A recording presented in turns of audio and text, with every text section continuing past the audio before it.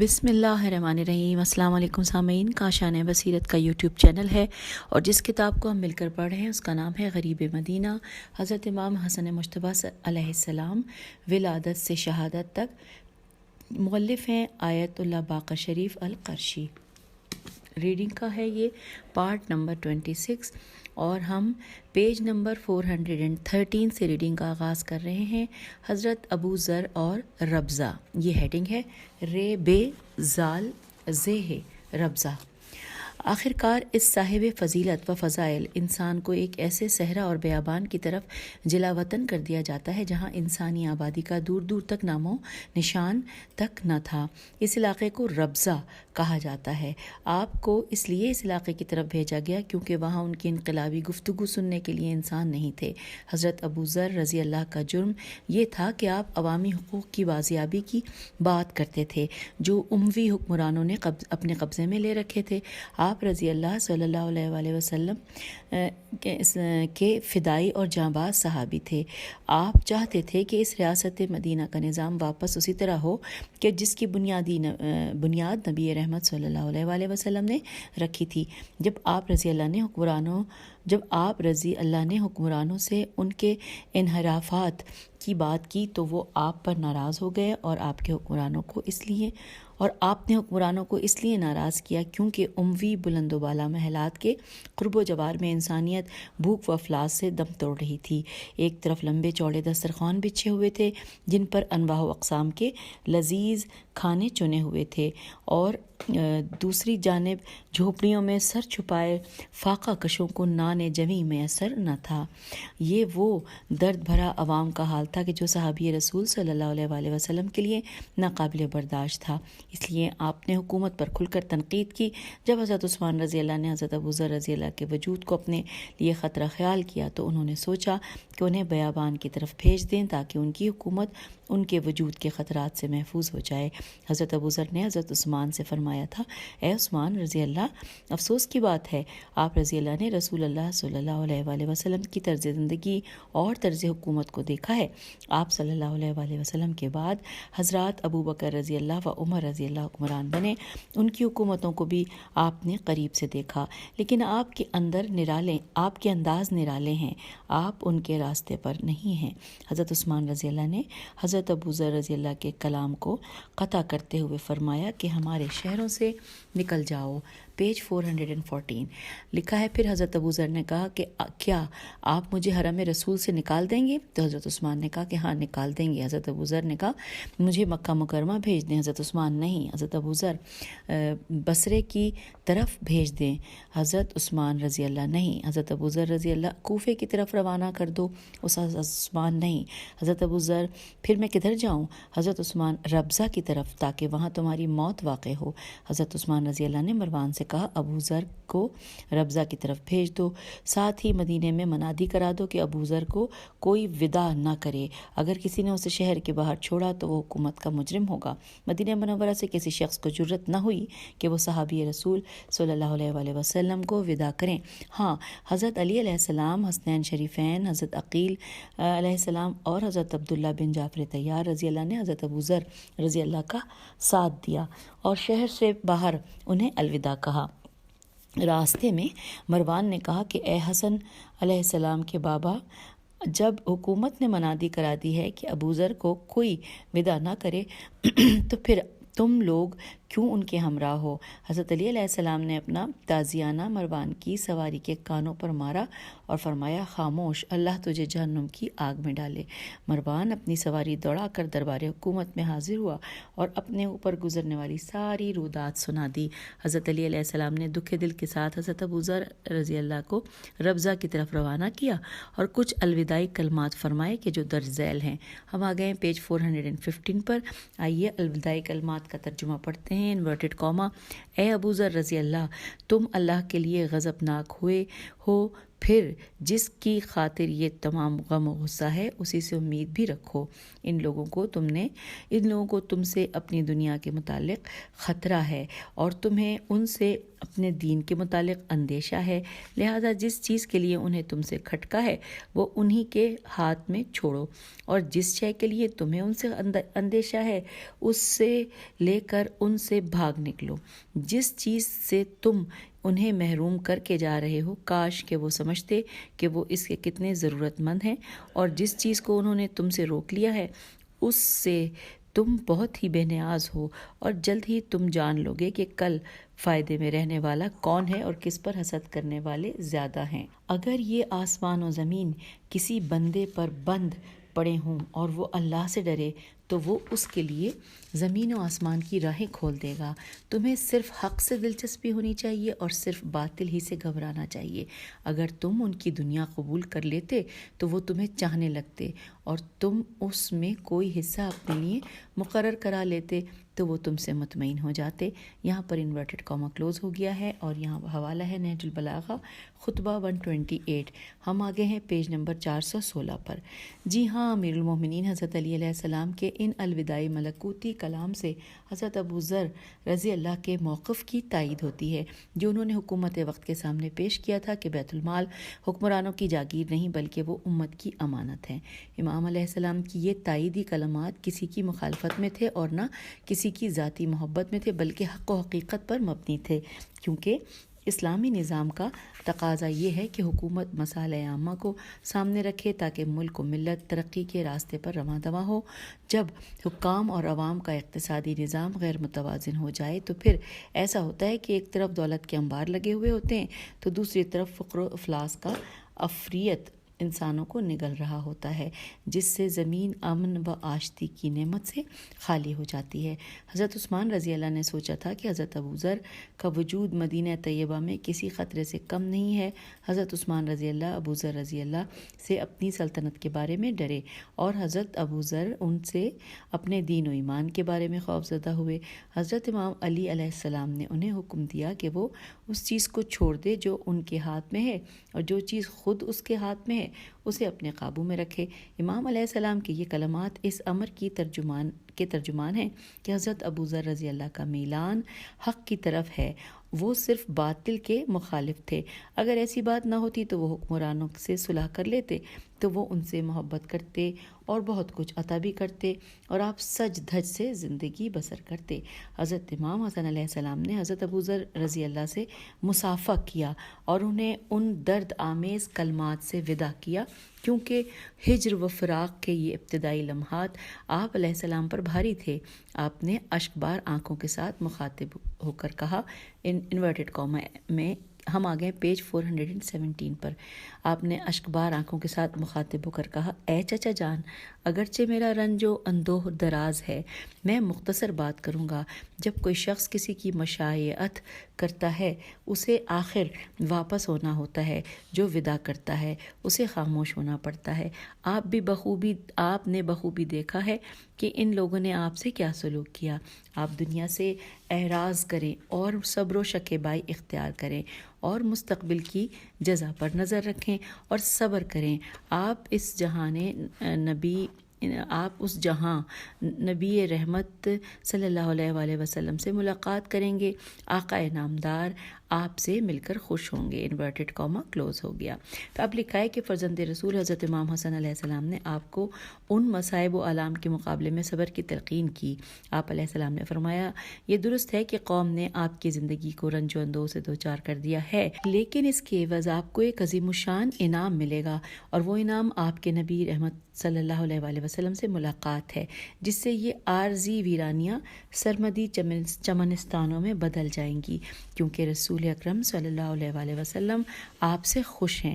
یہ درد بھرے لمحات تھے کیونکہ حضرت ابو ذر رضی اللہ اور اہل بیت علیہ السلام کی ان مقدس ہستیوں کے درمیان جدائی ہو رہی تھی۔ ادھر ہجر و فراق ان کے دل پر اپنے آہنی ہتھوڑے برسا رہا تھا، ادھر صحابی رسول صلی اللہ علیہ وآلہ وسلم کی آنکھیں ساون کے بادل کی طرح برس رہی تھیں، کیونکہ دل دردوں کی آتش سے پگھل رہا تھا۔ حضرت ابو ذر رضی اللہ نے درد میں ڈوبی ہوئی زبان سے کہا انورٹڈ کاما، اے اہل بیت رسول صلی اللہ علیہ وآلہ وسلم، اللہ رب العزت آپ علیہ السلام پر رحم کرے، میں نے تمہارا دیدار کر لیا ہے۔ جب میں بارگاہ نبوت صلی اللہ علیہ وآلہ وسلم میں حاضر ہوں گا تو عرض کروں گا کہ انورٹڈ کاما، یا رسول اللہ، آپ صلی اللہ علیہ وآلہ وسلم کے روضہ اقدس کے جوار میں مجھے نہیں رہنے دیا گیا، آپ کے شہر میں آپ کے اہل بیت علیہ السلام کے سوا میرا کوئی نہیں تھا۔ جس طرح حجاز میں حضرت عثمان رضی اللہ کے لیے میں ایک مشکل امر تھا، اسی طرح شام میں حاکم شام کے لیے ایک پریشانی اور تکلیف تھا۔ بصرہ و مصر میرے لیے کوئی جگہ نہ تھی، کیونکہ وہاں حضرت عثمان رضی اللہ کے دو عزیز حکمران تھے۔ اب مجھے اس مقام کی طرف جانے پر مجبور کر دیا گیا ہے جہاں اللہ رب العزت کے سوا میرا کوئی ناصر و معین نہیں ہے۔ بخدا میں صرف اللہ ہی کی مصاحبت چاہتا ہوں۔ اس وحشت میں پروردگار عالم کی موجودگی میں مجھے کسی سے خوف نہیں ہے۔ انورٹڈ کاما کلوز ہو گیا اور ہم پیج 418 پر آ چکے ہیں۔ اس کے بعد صحابی رسول صلی اللہ علیہ وآلہ وسلم نے جنگوں، صحراؤں اور ویرانوں کا سفر شروع کر دیا، کیونکہ انہیں بیت اللہ اور حرم رسول صلی اللہ علیہ وآلہ وسلم میں رہنے سے روک دیا گیا تھا۔ اس دور کی قسی القلب حکومت نے صحابی رسول صلی اللہ علیہ وآلہ وسلم کو اہل بیت رسول علیہ السلام سے جدا کر دیا تھا، جو ایک دوسرے کے محب اور محبوب تھے، کیونکہ یہ دونوں آپس میں خالص اور مخلص دوست تھے۔ حضرت ابو ذر رضی اللہ اور ان کا سارا کنبہ سوائے ان کی دختر سب اسی دشت و بیابان میں غربت کی موت سے دوچار ہو گئے۔ حضرت عثمان رضی اللہ آل ابی معیط میم عین یہ توئے اور اموی حکمرانوں کے ساتھ اپنی اپنی ریاستوں میں خوشی زندگی بسر کرتے رہے۔ مسیح عیسیٰ ابن مریم کی شبیہ کا کوئی لحاظ نہ رکھا گیا، ایک راست گو انسان کی کوئی پرواہ نہ کی گئی۔ امیر المومنین حضرت علی علیہ السلام مدینہ طیبہ کی طرف واپس لوٹے، قدم مدینہ منورہ کی طرف، لیکن ان کے دل صحابی رسول صلی اللہ علیہ وآلہ وسلم کے ساتھ محو سفر تھے۔ آنکھیں ساون کے بادلوں کی طرح برس رہی تھیں، لیکن رضائے پروردگار نے کے حضور بے بس تھے۔ راستے میں آپ کو کچھ لوگ ملے اور انہوں نے آپ رضی اللہ کو خبر دی کہ حضرت عثمان رضی اللہ آپ پر ناراض ہیں، کیونکہ آپ علیہ السلام نے ان کے دشمن کو الوداع کہا ہے۔ اور الوداع کیا ہے۔ اب نیکسٹ پیراگراف میں لکھا ہے کہ آپ علیہ السلام نے یہ سن کر فرمایا کہ یہ غصہ تو ایسے ہے جیسے گھوڑا اپنے لگام پر ناراض ہو۔ اس دوران حضرت عثمان رضی اللہ حضرت علی علیہ السلام کے پاس آئے، وہ بہت زیادہ غصے میں تھے اور کہا کہ آپ علیہ السلام نے مروان کے ساتھ کیا کیا اور میرے فرمان کی تعمیل سے کیوں انکار کیا۔ پیج 419۔ امام علیہ السلام نے فرمایا، مروان میرے پاس آیا اور مجھے حضرت ابو ذر رضی اللہ کی مشایعت کرنے سے روکا، اس لیے میں نے اسے ٹھکرا دیا کہ ایسا ممکن نہیں ہے۔ حضرت عثمان رضی اللہ، کیا آپ علیہ السلام سے یہ نہیں کہا گیا تھا کہ میں نے حکم جاری کیا ہے کہ کوئی ابو ذر رضی اللہ کو وداع نہ کرے؟ سوالیہ نشان ہے یہاں پر۔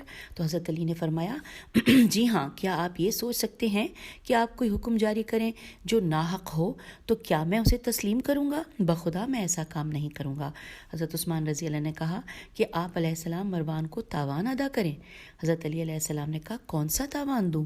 حضرت عثمان رضی اللہ نے کہا، آپ علیہ السلام نے اس کے اسب یعنی کہ سواری، انورٹڈ کاما میں لکھا ہے سواری کے سر پر تازیانہ مارا ہے۔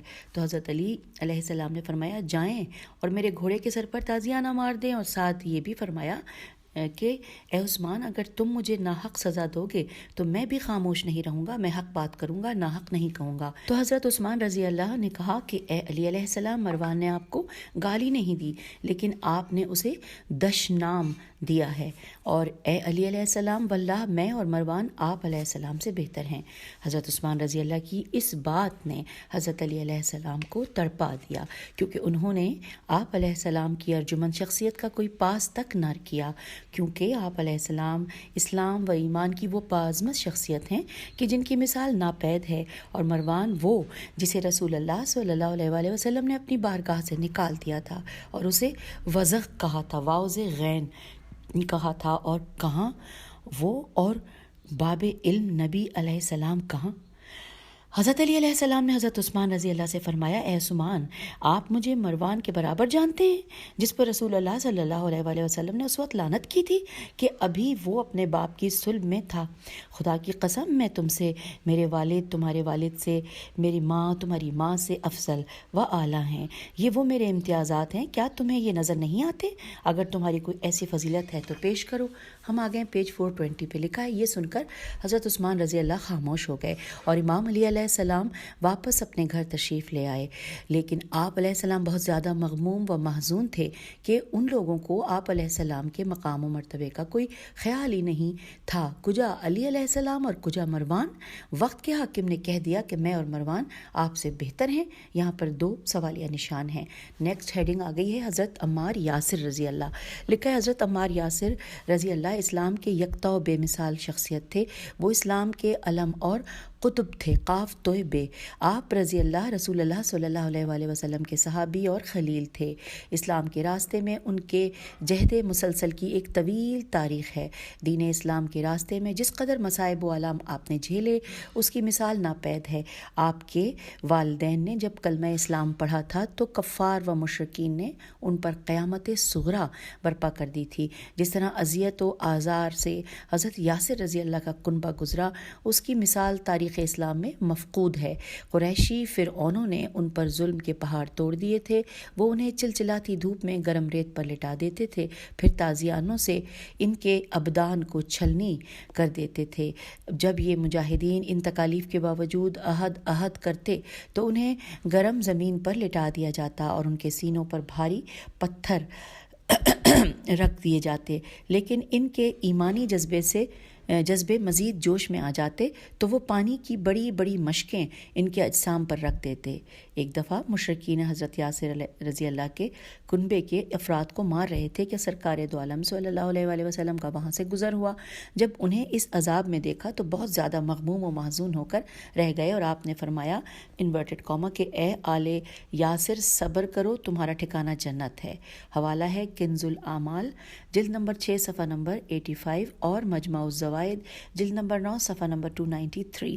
پھر آگے چلتے ہیں، لکھا ہے جب آپ علیہ السلام کو حضرت یاسر رضی اللہ کے خاندان کی مصیبت یاد آتی ہے تو آپ تڑپ جاتے تھے اور فرماتے کہ خدایا تو آل یاسر کو بخش دے۔ یہاں پر حوالہ ہے مسند احمد بن حنبل جلد نمبر 1 صفحہ نمبر 62، پیج 421 پہ ہم آ گئے۔ لکھا ہے جی ہاں، اس خاندان کی تکالیف و مشکلات جوں جوں بڑھتی رہیں، ان کے ایمان و ایقان میں بلندی اور پختگی آتی رہی۔ وہ برابر قریش کے بتوں کی نفی اور توحید کا اقرار کرتے رہے۔ ایک دفعہ جب ابو جہل نے حضرت یاسر رضی اللہ اور ان کی زوجہ سمیہ رضی اللہ سے کہا کہ وہ توحید کا انکار کریں تو انہوں نے قریش کے سردار ابو جہل سے صاف صاف کہہ دیا کہ وہ کسی صورت بتوں کی پوجا نہیں کر سکتے۔ یہ سن کر ابو جہل کی آنکھیں غصے کی وجہ سے آگ کے شرارے بن گئیں۔ اس نے نیزہ اٹھایا اور حضرت سمیہ رضی اللہ کے سینے میں پیوست کر دیا، جس سے وہ شہیدہ راہ خدا بنی۔ دنیا اسلام کی پہلی شہیدہ حضرت سمیہ رضی اللہ ہی ہیں۔ پھر حضرت یاسر رضی اللہ کو شہید کر دیا گیا۔ نیکسٹ پیراگراف میں ہے کہ ایک دفعہ قریش نے حضرت عمار رضی اللہ کو گرفتار کر کے ان پر بے بنیاد تشدد کیا اور کہا کہ محمد صلی اللہ علیہ وآلہ وسلم کا انکار کرو۔ جب عمار رضی اللہ نے تقیہ کی صورت میں ان کی ہاں میں ہاں ملائی تو انہوں نے آپ رضی اللہ کو چھوڑ دیا۔ آپ روتے ہوئے بارگاہ رسالت صلی اللہ علیہ وآلہ وسلم میں آئے اور عرض کیا کہ میں نے ازراہ جبر و اکراہ وہ کلمات اپنی زبان سے ادا کیے ہیں جن سے اسلام سے دوری سامنے آتی ہے۔ تو رسول اکرم صلی اللہ علیہ وآلہ وسلم نے اپنے مبارک ہاتھوں سے حضرت عمار رضی اللہ کے آنسو صاف کیے اور فرمایا کہ اگر دوبارہ وہ اس طرح تمہیں مجبور کریں تو وہی کچھ کہہ دینا جو ابھی کہا ہے۔ تو اسی وقت یہ آیت نازل ہوئی، سورہ نحل کی آیت نمبر 106، ترجمہ انورٹڈ کاما، اور جو شخص ایمان لانے کے بعد خدا کے ساتھ کفر کرے وہ سوائے جو کفر پر زبردستی مجبور کیا جائے اور اس کا دل ایمان کے ساتھ مطمئن ہو، انورٹڈ کاما کلوز ہو گیا۔ حوالہ ہے ابن سعد طبقات، جلد نمبر 2 صفحہ نمبر 178، اور اسباب نزول واحدی میں صفحہ نمبر 212، اور اس کے علاوہ ہے تفسیر طبری جلد نمبر 14 صفحہ نمبر 122۔ پھر لکھا ہے کہ رسول اللہ صلی اللہ علیہ وآلہ وسلم کے اس سلوک اور تائید ربانی نے حضرت عمار رضی اللہ کا دل مطمئن کر دیا اور وہ ایمان سے منور ہو گیا ان کا دل، جس سے ان کے حوصلے مزید بلند ہوئے۔ جی ہاں، حضرت عمار رضی اللہ کی شان میں 1 سے زیادہ آیات نازل ہوئی ہیں۔ ہم آ گئے ہیں پیج 422 پہ، اور یہاں پر وہ آیات کا ذکر ہے، آئیے مل کر پڑھتے ہیں۔ سورہ زمر آیت نمبر 9، ترجمہ انورٹڈ کاما، مشرک بہتر ہے یا وہ شخص جو رات کی گھڑیوں میں سجدے اور قیام کی حالت میں عبادت کرتا ہے اور آخرت سے ڈرتا ہے، انورٹڈ کاما کلوز۔ حوالہ ہے طبقات ابن سعد، جلد نمبر 3 صفحہ نمبر 178۔ اس کے بعد سورہ انعام کی آیت نمبر 122، ترجمہ انورٹڈ کاما، کیا وہ شخص جو مردہ تھا پھر ہم نے اسے زندہ کیا اور ہم نے اسے روشنی بخشی جس کی بدولت وہ لوگوں میں چلتا پھرتا ہے، انورٹڈ کاما کلوز ہو گیا۔ حوالہ ہے تفسیر سیوطی، جلد نمبر 3 صفحہ نمبر 43، اور تفسیر ابن کثیر، جلد نمبر 2 صفحہ نمبر 172۔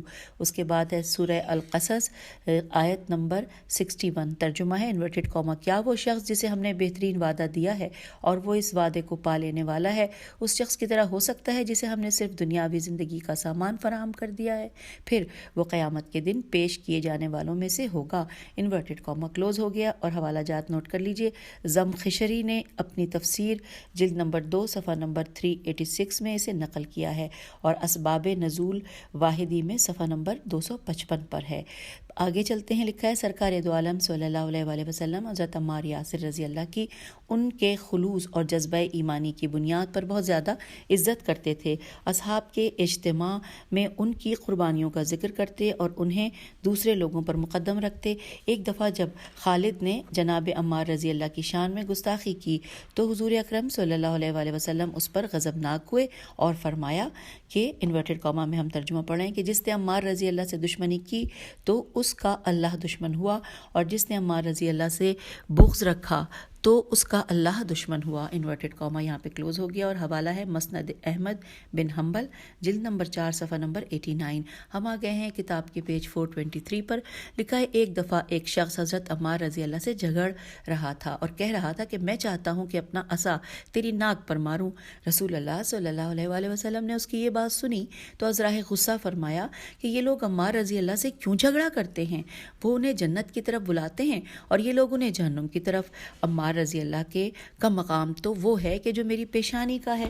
جب اس آدمی نے رسول اسلام صلی اللہ علیہ وآلہ وسلم کی یہ بات سنی تو اس نے ان کی مخالفت چھوڑ دی۔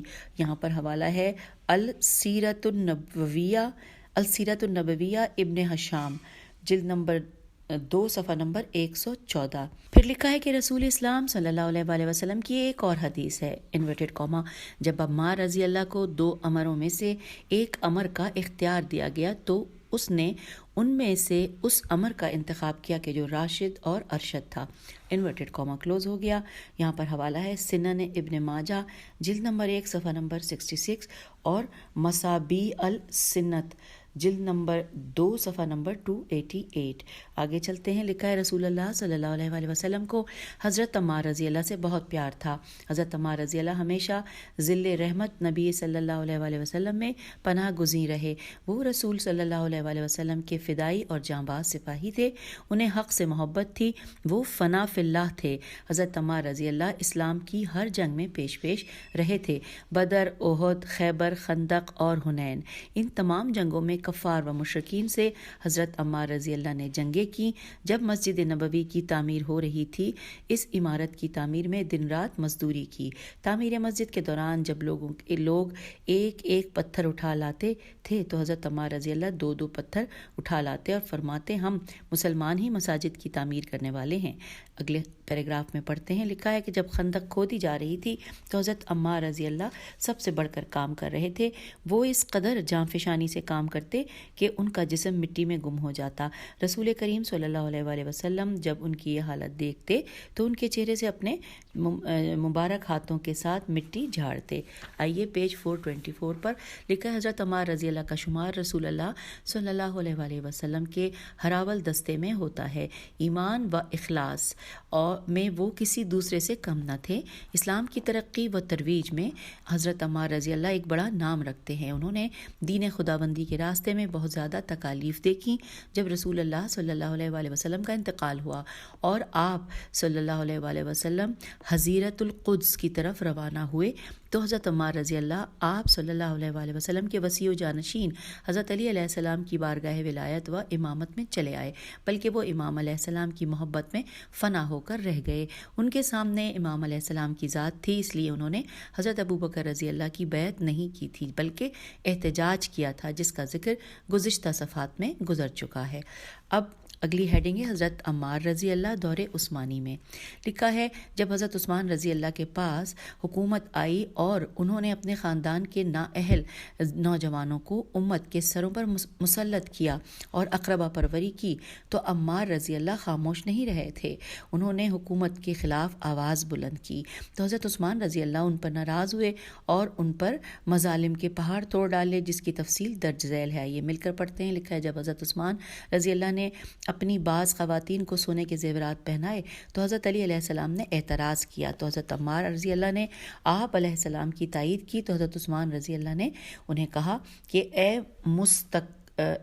متقا میم تے کاف الف اور اس کے بعد حمزہ ہے اور یہاں پہ ساتھ لکھا ہے کہ المتقا بڑے پیٹ والا کہ جو اپنے پیشاب روکنے پر قادر نہ ہو۔ اس کے معنی یہاں پہ یہ لکھے ہیں۔ انہوں نے کہا کہ اے متقا کے بیٹے مجھ پر تیری یہ جرت، اور یہاں پہ سوالیہ نشان ہے۔ اس کے بعد لکھا ہے کہ آپ رضی اللہ نے حضرت عمار رضی اللہ کو اپنے سپاہیوں کے حوالے کر دیا اور حکومتی پولیس نے آپ کو اتنا مارا کہ آپ رضی اللہ بے ہوش ہو گئے۔ پھر لکھا ہے کہ جی ہاں یہ ایک بزرگ صحابی رسول صلی اللہ علیہ وآلہ وسلم تھے، بوڑھے تھے، ضعیف تھے اور نزار تھے۔ انہیں پولیس نے کے ہاتھوں پٹوایا گیا۔ حضرت عمار رضی اللہ کو بے ہوشی کی حالت میں حضرت ام سلمہ رضی اللہ کے گھر لایا گیا، علاج معالجہ کیا گیا کہ مغرب کا وقت ہو گیا۔ جب ہوش میں آئے تو آپ رضی اللہ کی ظہر اور عصر کی نمازیں قضا ہو گئی تھیں۔ غش سے افاقہ ہوا تو نماز عشاء کا وقت تھا، وضو کیا اور نماز ادا کی اور فرمایا، ہم آگے ہیں پیج 425 پہ، اور فرمایا انورٹڈ کاما اے اللہ رب العالمین ہی حمد و ستائش کے لائق ہے۔ یہ اذیت و آزار، یہ ضربات اور مصائب میری زندگی میں پہلی دفعہ نہیں ہیں، اس سے پہلے بھی میں ان مشکلات سے گزر چکا ہوں۔ پہلے زمانے میں بھی مجھے اللہ کے لیے ان احزان سے گزرنا پڑتا تھا، آج بھی میں اللہ رب العزت کی خوشنودی کے لیے اس مصیبت سے گزرا ہوں۔ انورٹڈ کاما یہاں پر کلوز ہو گئے ہیں۔ پھر لکھا ہے کہ جب حضرت عائشہ رضی اللہ کو اس واقعے کا علم ہوا تو آپ حضرت عثمان رضی اللہ پر غضبناک ہوئیں اور انہوں نے رسول اللہ صلی اللہ علیہ وآلہ وسلم کے منہ مبارک، لباس اور نالین اپنے ہاتھ میں لیے اور فرمایا انورٹڈ کاما کہ یہ رسول صلی اللہ علیہ وآلہ وسلم کے مقدس بال، لباس اور نالین مبارک ہے۔ اے لوگوں، تم نے کتنی جلدی آپ صلی اللہ علیہ وآلہ وسلم کی سنت بھلا دی ہے۔ یہ آپ صلی اللہ علیہ وآلہ وسلم کے بال، کپڑے اور نالین مبارک جو ابھی تازہ ہیں، پرانے نہیں ہوئے۔ انورٹڈ کاما یہاں پر کلوز ہو گیا۔ پھر لکھا ہے کہ حضرت عثمان رضی اللہ حضرت عائشہ رضی اللہ پر ناراض ہوئے، جو کچھ ان کی شان میں کہا وہ کتابوں میں محفوظ ہے۔ یہاں پر حوالہ ہے انصاب الف نون سین الف بے، انصاب الاشراف، جلد نمبر 5 صفحہ نمبر 48۔ آئیے آگے چلتے ہیں۔ اس کے بعد لکھا ہے کہ بزرگوار صحابہ جمع ہوئے اور انہوں نے حضرت عثمان رضی اللہ کی حکومتی پالیسیوں کے بارے میں آپس میں مشاورت کی۔ انہوں نے اپنا ایک مذاکراتی نامہ پیش کیا کہ یہ ان کے حضور میں پیش کیا جائے تاکہ انہیں معلوم ہو کہ وہ سنت رسول صلی اللہ علیہ وآلہ وسلم سے ہٹ کر نظام حکومت چلا رہے ہیں، لہٰذا ان کے لیے ضروری ہے کہ وہ خط رسول صلی اللہ علیہ وآلہ وسلم کو اپنائیں تاکہ اس سے سب کا بھلا ہو۔ یہ خط حضرت عمار رضی اللہ کے حوالے کیا گیا۔ جب حضرت عمار رضی اللہ نے یہ تحریر حضرت عثمان رضی اللہ کو پیش کی اور انہوں نے اسے پڑھا تو شدید غصے میں آ گئے اور کہا کہ کیا تم مجھے یہ یادداشت پیش کرنے والے ہو؟ حضرت عمار رضی اللہ نے کہا کہ جی ہاں، میں ان سب کی طرف سے یہ نمائندگی کر رہا ہوں۔ تو حضرت عثمان رضی اللہ نے کہا اے ابن سمیہ رضی اللہ، تم جھوٹے ہو۔ پیج 426۔ تو پھر حضرت عمار رضی اللہ نے کہا واللہ میں یاسر اور سمیہ رضی اللہ کا فرزند ہوں۔ حضرت عثمان رضی اللہ نے اپنے جوانوں کو حکم دیا کہ اسے پکڑو اور مارو۔ حضرت عثمان رضی اللہ کے جوانوں نے حضرت عمار رضی اللہ کے ہاتھوں اور ٹانگوں سے پکڑ کر انہیں زمین پر گرا دیا اور اتنا مارا کہ آپ رضی اللہ بے ہوش ہو گئے، اور اس وجہ سے ہی آپ کو فتق قاف کی بیماری لاحق ہو گئی۔ اور یہاں پر حوالہ ہے انصاب الاشراف جلد نمبر 5 صفحہ نمبر 49 اور العقد الفرید جلد نمبر 2 صفحہ نمبر 272۔ آئیے آگے چلتے ہیں۔ اب اگلا پیراگراف میں لکھا ہے کہ حضرت عثمان رضی اللہ نے حضرت ابوذر کو ربضہ ریب زال ہے ربضہ کی طرف جلا وطن کیا۔ جب وہاں ان کی وفات ہوئی اور ان کی رحلت کی خبر مدینہ طیبہ میں پہنچی تو حضرت عثمان رضی اللہ نے صحابہ کے سامنے کہا کہ اللہ ان پر رحم فرمائے۔ حضرت عمار نے کہا اللہ ہم سب کے حال پر رحم فرمائے۔ اس بات سے حضرت عثمان رضی اللہ کو غصہ آ گیا اور ان کی سانس پھول گئی اور حضرت عمار رضی اللہ سے مخاطب ہوئے، کہا تمہارا لہجہ کتنا سخت ہے، تمہاری بات کس قدر فحش ہے۔ پھر اپنے غلاموں کو حکم دیا کہ عمار رضی اللہ کو گرفتار کرو اور اسے بھی ربضہ بھیجو۔ حضرت عثمان رضی اللہ کے غلاموں نے حضرت عمار رضی اللہ کو گرفتار کر لیا کہ انہیں ربضہ بھیجیں کہ بنی مخزوم حضرت علی علیہ السلام کے پاس آئے اور انہوں نے اس واقعے کی آپ علیہ السلام کو خبر دی اور درخواست کی کہ آپ علیہ السلام حضرت عثمان رضی اللہ سے کہیں کہ وہ انہیں ربضہ کی طرف جلا وطن نہ کریں۔ حضرت علی علیہ السلام حضرت عثمان رضی اللہ کے پاس آئے اور فرمایا اللہ کا خوف کریں، آپ نے حضرت ابوذر رضی اللہ کو ربضہ بھیجا ہے، وہ وہاں عالم غربت میں فوت ہوئے جو ایک مبارز صالح مومن اور صحابی رسول تھے۔ اب ان جیسے ایک اور مرد صالح اور صحابی رسول صلی اللہ علیہ وآلہ وسلم کو ربضہ بھیج رہے ہو۔ حضرت عثمان رضی اللہ نے جواب دیا کہ بہتر ہے کہ آپ علیہ السلام کو بھی جلا وطن کر دیا جائے کیونکہ آپ علیہ السلام اس سزا کے زیادہ مستحق ہیں۔ حضرت علی علیہ السلام نے فرمایا کہ اگر آپ کی یہ خواہش بھی ہے تو اسے پورا کریں۔ وہاں مہاجرین کی ایک جماعت نے مداخلت کی اور معاملہ رفع دفع ہوا اور حضرت عمار رضی اللہ جلا وطن ہونے سے بچ گئے۔ یہاں پر حوالہ ہے انصاب الاشراف جلد نمبر 5 صفحہ نمبر 52 اور تاریخ یعقوبی جلد نمبر 2 صفحہ نمبر 150۔ اب ہم آگئے پیج 427 پہ لکھا ہے حضرت عثمان جس قدر حضرت عمار کو سزا دے سکتے تھے انہوں نے سزا دی۔ آپ نے یہ خیال تک بھی نہ کیا کہ وہ صحابی رسول صلی اللہ علیہ وآلہ وسلم ہیں اور ان کی اسلام کے راستے میں بے پناہ قربانیاں ہیں۔ رسول اللہ صلی اللہ علیہ وآلہ وسلم کے فرمودات آپ رضی اللہ کے سامنے تھے۔ آپ صلی اللہ علیہ وآلہ وسلم نے فرمایا تھا انورٹڈ کاما کہ عمار رضی اللہ کی منزلت اس طرح ہے جس طرح میری جبین ہے انورٹڈ کاما کلوز۔ عثمانی آگے پڑھتے لکھا ہے عثمانی دور حکومت میں حضرت عمار رضی اللہ پر بہت زیادہ مظالم ڈھائے گئے تھے۔